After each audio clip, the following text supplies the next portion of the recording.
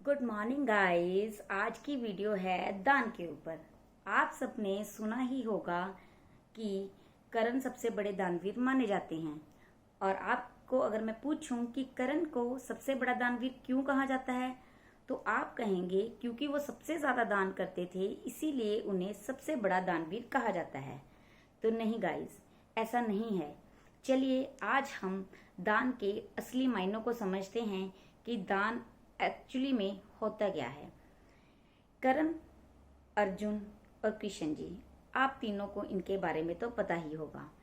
आपको पता ही है कि अर्जुन और कृष्ण जी एक बहुत अच्छे दोस्त हुआ करते थे। एक दिन अर्जुन और कृष्ण जी बैठे थे और अर्जुन ने कृष्ण जी से एक सवाल पूछा कि कृष्ण जी, जब एक दान की बात आती है तो हमेशा आप करण की प्रशंसा करते हैं, हमेशा आप करण का नाम लेते हैं कि करण बहुत अच्छा दानवीर है, करण बहुत दान करता है। पर मैं भी तो दान करता हूँ, आपने कभी एक बार भी मेरी प्रशंसा नहीं की। ये बात सुनकर कृष्ण जी हंसने लग जाते हैं और अर्जुन को कहते हैं कि चलो आप मेरे साथ चलो। तो वो एक बहुत खुले मैदान में अर्जुन को ले जाते हैं। जैसे ही वो एक खुले मैदान में जाते हैं तो वो कृष्ण जी अपनी महिमा से एक बहुत बड़े बड़े दो पहाड़ सोने के उसार देते हैं। जैसे ही दो सोने के बड़े बड़े पहाड़ आते हैं तो कृष्ण जी अर्जुन को कहते हैं, अर्जुन ये सोने के पहाड़ हैं और तुमने कल सुबह इनको गांव वालों के बीच में बांटना है। तो ऐसे ही होता है। अगली सवेर होती है, कृष्ण जी और अर्जुन वहां पर आ जाते हैं और अर्जुन सब गांव वालों को वहां पे आमंत्रित कर कर सबसे पूछते हैं कि उनको कितना कितना सोना चाहिए। जिसको जितना सोना चाहिए होता है, अर्जुन जी उतना उतना सोना काटते हैं और लोगों में बांटना शुरू कर देते हैं।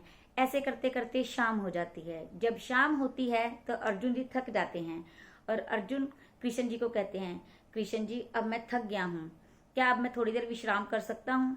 तो कृष्ण जी ये बात सुनकर कहते हैं, हाँ जरूर, तुम विश्राम करो। ये बात सुनते ही कृष्ण जी विश्राम करने बैठ जाते हैं और ऐसे ही अगली सवेर हो जाती है। जब अगली सवेर होती है तो वहां करण आ जाते हैं। अब करण की बारी थी।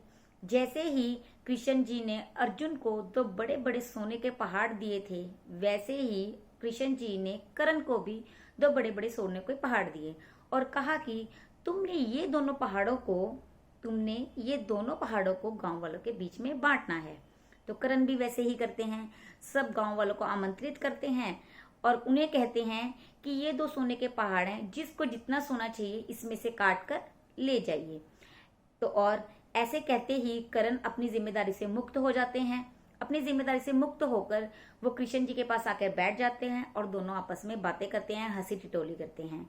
ऐसे करते करते शाम हो जाती है। दोनों पहाड़ सोने से खाली हो जाते हैं। गांव वालों को जितना सोना चाहिए होता है वो सारा ले जाते हैं, जबकि अर्जुन का सोना बच जाता है, क्योंकि वो इसलिए रख लेते हैं कि अब मैं इनको तब बांटूंगा जब मैं फ्री हो जाऊंगा, जब मैं थका हुआ हूं और मैं अब दोबारा फ्रेश हो जाऊंगा, तो मैं ये सोना गांव वालों के बीच में बांटना शुरू करूंगा। तो इस कहानी से कृष्ण जी ने अर्जुन को जो समझाया और जो हमने समझा वो यह है कि कृष्ण जी ने दोनों को बराबर के पहाड़ दिए कि तुम इन दोनों दोनों पहाड़ों के सोने को आपने गांव वालों के बीच में बांटना है। लेकिन ये काम अर्जुन पूरा नहीं कर सका, करण ने पूरा कर दिया। इसका मेन कारण यह है कि अर्जुन के अंदर अहंकार आ गया था। अर्जुन के अंदर अहंकार इस चीज का आ गया था कि ये सोना मैं बांट रहा हूं, ये सोना मैं दे रहा हूं गांव वालों को। लेकिन करण इस अहंकार से मुक्त था।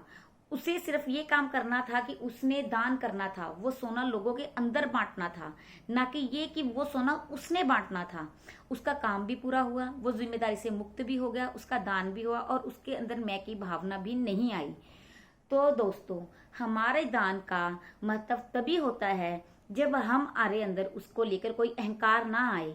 हमने किसी की मदद की, किसी को हमने वो चीज दी जिसकी उसको जरूरत है, लेकिन हम ये ना सोचें कभी कि वो मैंने दी है, वो मेरी वजह से सुखी हुआ है या उसकी जिंदगी में शांति मेरी वजह से हुई है।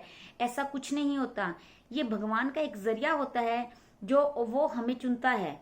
वो हम इसके लिए भगवान के धन्यवाद करें कि भगवान ने हमें चुना है कि हम किसी की मदद कर सकें, किसी की मदद का जरिया बन सकें, ना कि हमारे अंदर अहंकार आ जाए कि ये चीज़ मेरे द्वारा की गई है, ये चीज़ मैंने की है।